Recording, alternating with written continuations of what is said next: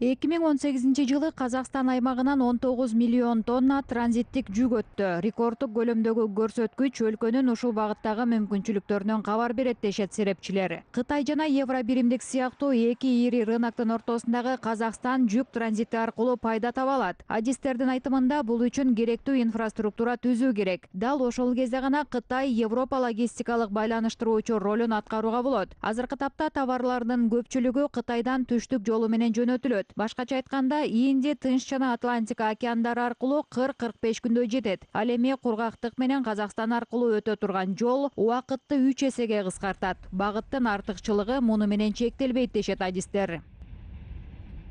Казахстан сегодня уделяет особое внимание переориентации этих. Казакстан бул жүктөрдүн деңиз аркылуу эмес, кургактык аркылуу жөнөтүлүшүнө өзгөчө көңүл бөлүүдө. Ал түндүк жол менен Казакстан, Кытай, Орусия, Беларусь жана Европа аймагы аркылуу өтөт. Экинчи жол Каспий деңизи менен Азербайжан, Грузия, Кара деңиз аркылуу Европага кетет. Аба унаасына караганда Казакстан аркылуу темир жол менен жүктү 2-3 эсеге тезирээк жана 10 эсе арзаныраак жеткирүүгө болот. 2-3 раза и дешевле в 10 раз, чем воздушным транспортом.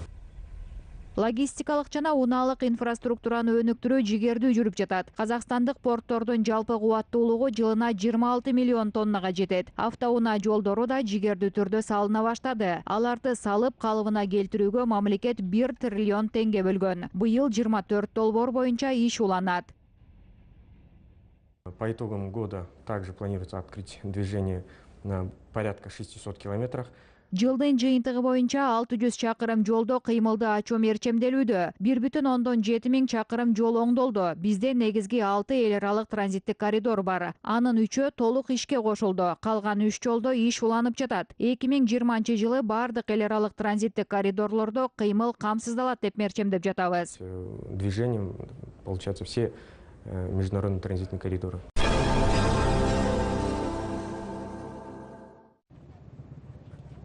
Быйыл Курык деңиз порту аркылуу 2,5 миллион тонна жүк ташуу мерчемделүүдө. Бул өткөн жыл менен салыштырганда 1 миллион тоннага көп. 2 жыл мурун ишке кошулган Казакстандын экинчи деңиз порту өлкөнүн транзиттик жана экспорттук мүмкүнчүлүктөрүн жогорулатууга алгылыктуу салым кошууда. Бүгүнкү күндө порттон Казакстандын гана эмес, Кытай жана Борбор Азия өлкөлөрүнүн товарлары Европага ташылып жатат.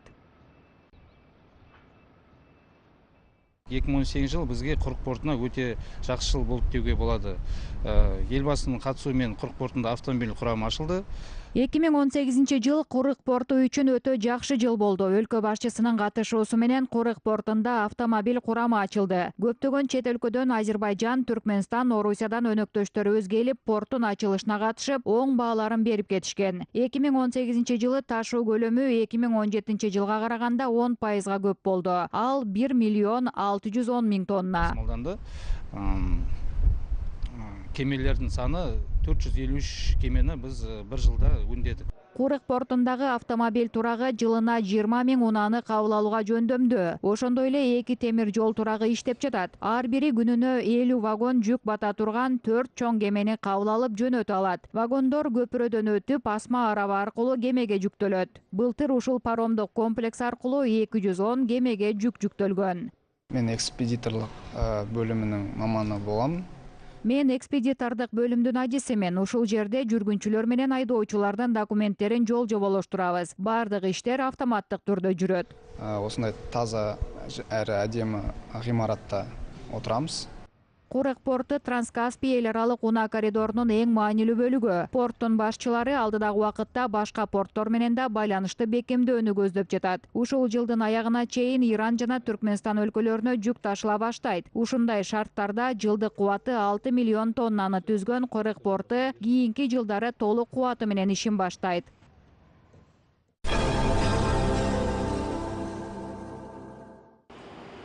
Ертис аймагындагы кошмо алюминий өндүрө турган жаңы завод өнүм көлөмүн 2 эсеге жогорулатат. Павлодардык металлургтар ушул жылы ушундай көрсөткүчкө жетүүнү көздөп жатышат. Өндүрүш көлөмү 2 эсеге 15-тен 40 миң тоннага чейин жогорулайт. Башкы максат мурда шикизат түрүндө гана сакталып келген канаттуу металлдан эми турмушка керектүү буюмдардын кеңири түрүн даярдоо. Алюминий кластери экономикага чексиз мүмкүнчүлүктөрдү берет.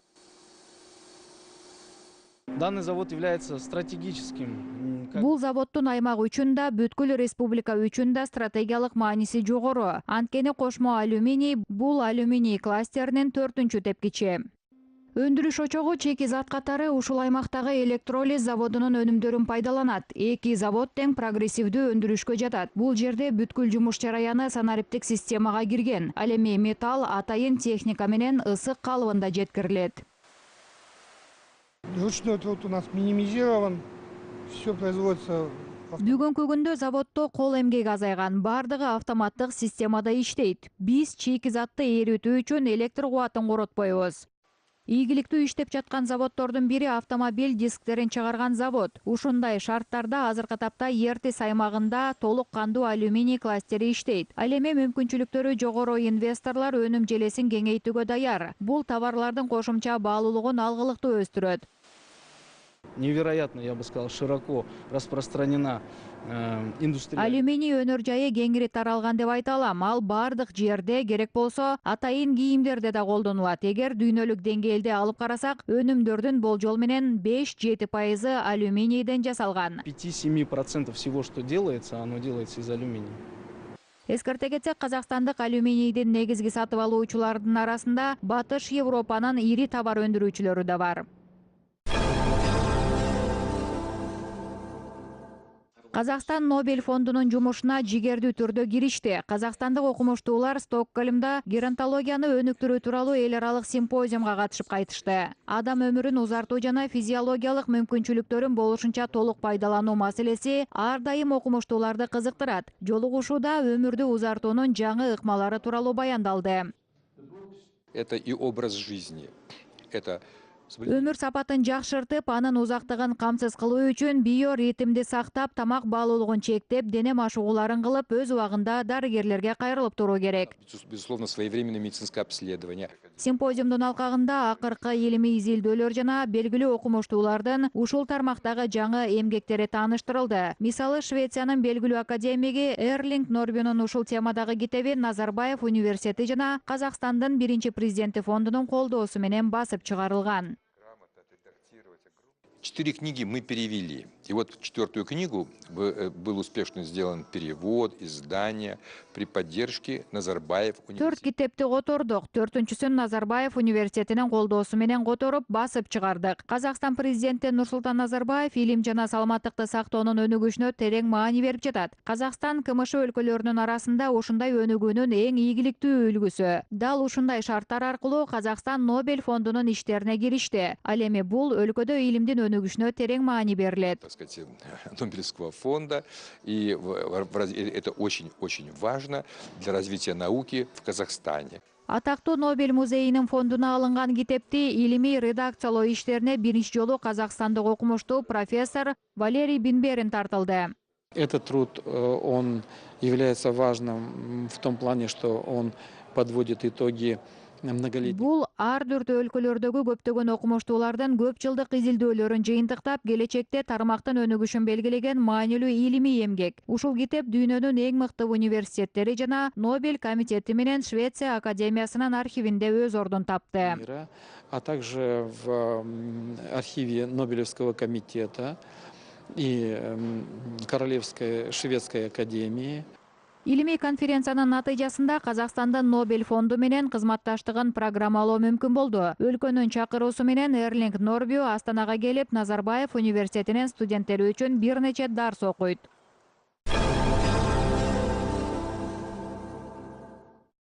Көп нема алат.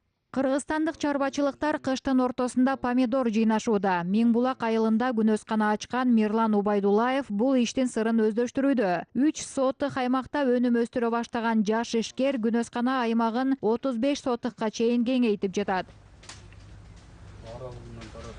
Бул бүртүү ошол эле 5 килограммды берет. Ошо заводской мемесинде пломбасын ошентип жазылат. Ошо ар бир түп ошол 3 айдын ичинде 3 ай терилет, 3 айдын ичинде 5 килограмм помидор берилет. Мирлан өз ишин 2 жыл мурун баштаган. Жыйналган өнүм Бишкекке жөнөтүлөт. Быйыл күнөскана аймагын кеңейтип, балгар калемпирин өстүрүүнү көздөп жатат. Ушул помидордун ичин отойбуз, контектердин жулабыз, ашыкча нерселердин. Анан жыгылып калгандарын айлантабыз. Кызарып теребиз. Ушундай жумуш орундары болсо, айылдагылар да чыгып иштешет. Тажикстанда да жашылча жыйноо кызуу жүрүп жатат. Быйыл жыйналган совес рекордтук көрсөткүчкө жетет. Насим Саидов талаада жыл бою эмгектенет. Ал буудайды сата салып, совес жыйноого жеңин түрө киришет. Өнүм болгону 50 сотук жерден алынат. Бул сезондо 12 тоннадан ашуун совес жыйнайбыз деп мерчемдеп жатабыз. Киреше болжол менен $1000 тегерегинде болот. Түшүм жакшы, аба ырайы да кубандырды. Тажикстанда совес негизинен кышта эгилет. Алына турган түшүм жакшы. Аларды өстүрүү кыйын эмес. 2018-жылы бул өлкөдө 1 миллион тоннага жакын жашылча жыйналды. Анын 1/10 бөлүгү совес.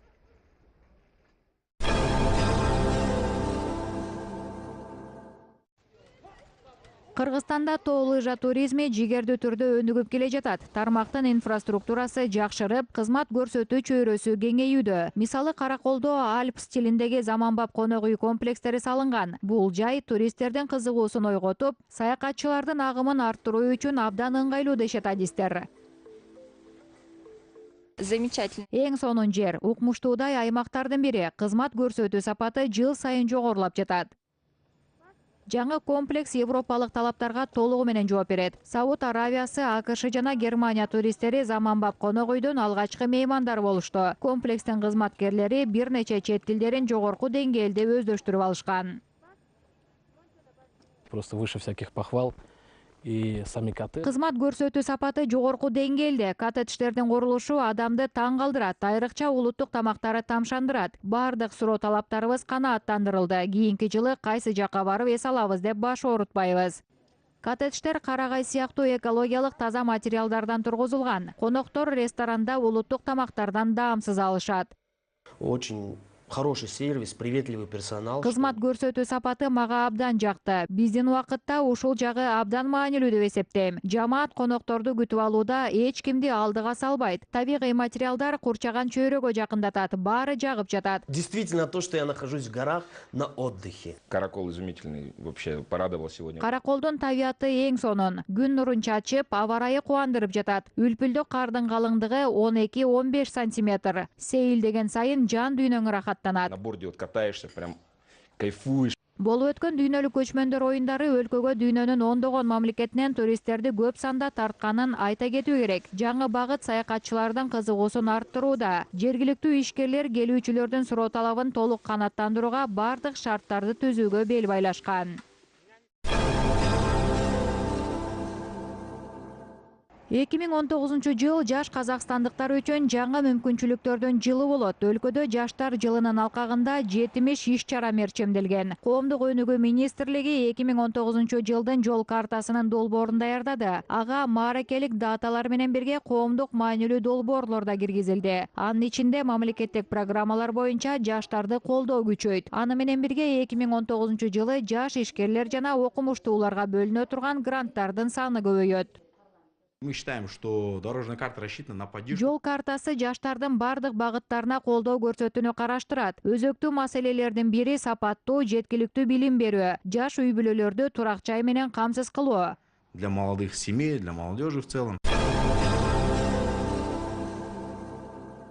Астанада 2013 жылы Казакстандын чыгышында табылган Сак кан бийкеси тууралуу китептин тушоосун кесүү мерчемделип жатат. Өзгөчө илимий чыгармада Үржар кан бийкесинин сөөгүн жер бетине чыгарган уникалдуу археологиялык казуу иштеринин натыйжалары жана байыркы экспонаттарды жаңыртып калыбына келтирүү, ошондой эле келечек урпакка сактап калтыруу иштери камтылат. Ушуга кошо китепке казуу иштери кезинде тартылган архивдик фото сүрөттөр кирет. Азыркы тапта Кырым Алтынбековдун баалуу эмгеги илимий китеп кампасынын Атайын фондунда сакталууда. Эта книга описывает полностью время, территорию, где была найдена. Бул китепте Үржар кан бийке табылган аймак, анын сөөктөрүн жер бетине чыгаруу жана кайра калыбына келтирүү иштери толук баяндалат. Бир сөз менен айтканда, ушул өзгөчө ачылышка тиешелүү бардык илимий изилдөө жумуштары толук мезгил менен камтылган.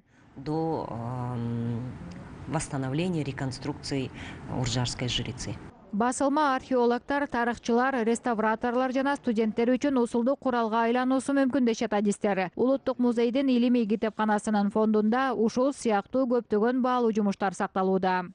Это уникальные книги по шествию Золотого человека по миру. Ал жерде уникалдуу китептер сакталат. Алтын адамдын дүйнөнүн кыдыруусу археологиялык казуу иштеринин алкагында табылган баалуу экспонаттар. Бизде тушоосу кесилген өзгөчө тарыхый ачылыштар тууралуу жазылган илимий чыгармалар. Тарых менен өнөргө тиешелүү өтө сейрек кездешкен бул эмгектердин көбүн биздин илимий кызматкерлерибиз жазган. И те, которые по, как говорится, по музею, по искусству.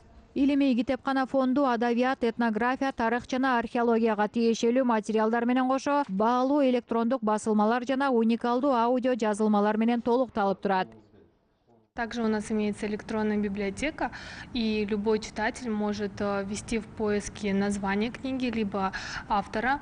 Бизде электрондук китепкана иштейт. Ар бир окурман керектүү китебинин аталышын же авторун терип, каалаган чыгарманы эч тоскоолдуксуз таба алат. Ал жерде китептин мазмуну, аннотациясы менен таанышууга болот. Электрондук форматка биздин фонддогу китептердин дээрлик бардыгы көчүрүлдү. Алтын фонд менен аудио архивде 20-кылымдын 70-80 жылдары жазылган баалуу үндүк чыгармалары сакталууда. В 80-х, 70-х, 80-х годах. Также они хранятся в Золотом фонде. Архивдик материалдардын сырына терең чөмүлөм деген окурман залдын кызматына таяна алат. Улуттук музейдин китепканасы маалымат издеген ар бир адамга ачык. Мен осы улуттук музейдagi гылымый китапкананын Мен ушул улуттук музейдеги илимий китепканага байма-бай келип турган окурмандардын биримин. Улуттук музейге макала жазуу максатында ар түрдүү китептерди алып турабыз. Жаңы китептер келген кезде улуттук музейдин кызматкерлери бизге кабарлап жардам берип турушат. Кызматкерлери бизге кабарлашып көмөктөшүп отурат. Азыркы тапта улуттук музейдин илимий китепканасынын фондунда 7000ден ашуун сейрек кездешкен баалуу эмгектер сакталууда.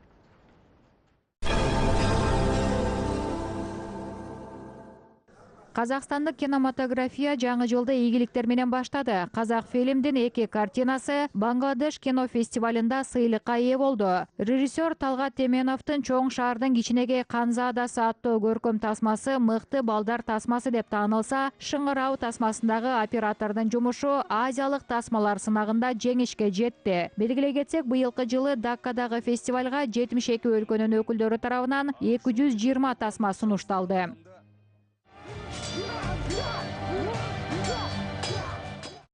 Киночулар менен эл аралык калыстар тобу гана эмес, чет өлкөлүк телеканалдардын продюсерлери жана кинотеатр жетекчилери да казакстандык кино өнүмдөрдү жогору баалап жатат. Мисалы, Казак хандыгы сериалын дүйнөнүн 180 мамлекети сатып алууга кызыгуу билдиришти. Тизмеде Кытай, Латын Америка өлкөлөрү бар. Бул тууралуу тасманын продюсери Арман Асенов Москвада өткөн сериалды көрсөтүү кезинде маалымдады. Чыгарманын Казак хандыгы Алмаз кылыч деп аталган бөлүмү Третьяков галереясында көрсөтүлдү.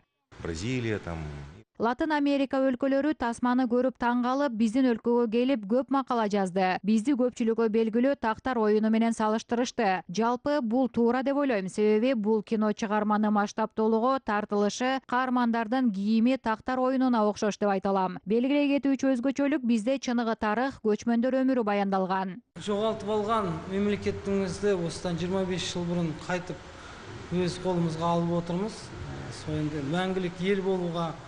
25 жыл мурун биз өзүбүздүн эгемендүүлүгүбүздү кайтарып алганбыз. Түбөлүктүү өлкө деген түшүнүккө аракет кылып жатабыз. Бирок келечекке умтулуу үчүн тарыхка таянып, өткөнгө көз чаптырышыбыз керек. Биз өз тарыхыбызды, өнүккөнүбүздү окуп гана кайсы жакка бара жатканыбызды ачыктай алабыз. Реттесек, болашактагы өзүбүздүн багытыбызда реттүүгө да бир кай жакка барамыз, кандай мемлекет боламыз деген сыяктуу сурактарга жооптун баары өткөн кеткенде жатыр.